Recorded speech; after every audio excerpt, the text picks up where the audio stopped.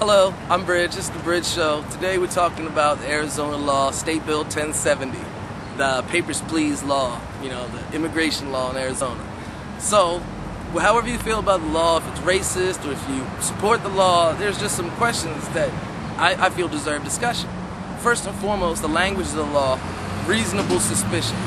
The law states that police must question someone they deem to have reasonable suspicion of being an illegal immigrant.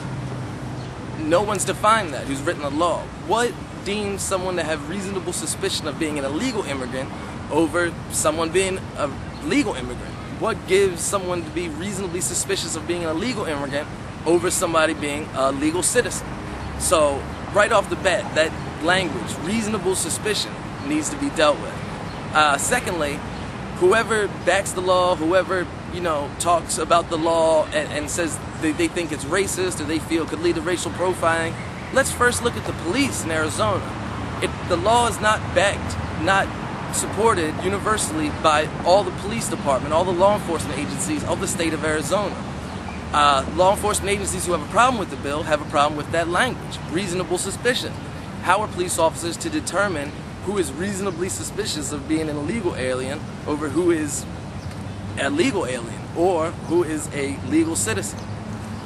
So the police can't universally back this law because they don't know how to enforce reasonable suspicion. Thirdly, that has to do with who wrote the law. Police didn't have anything to do with writing the law, and they're the ones who are being asked to enforce this law. They're the ones who have a problem with the language being used in there. Also, we look at the reasons that are being used for Arizona passing this law, that Arizona has a high crime rate and that they have a problem with illegals. Well, Arizona has a problem with crime. No crime in Arizona, not murder, rape, drug possession, drug selling, or kidnapping is done by a majority of illegal immigrants. If that were the case, then of course they need problem with illegal immigrants. But Arizona has a crime problem.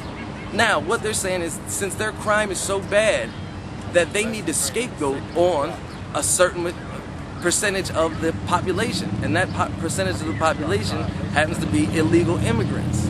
It doesn't make sense. It's just using illegal immigrants as a scapegoat for the high crime in Arizona. If kidnapping or drugs or murder was done by a majority of illegal immigrants in Arizona, I don't think anybody would have a problem with it. So that's what I think. What do you think?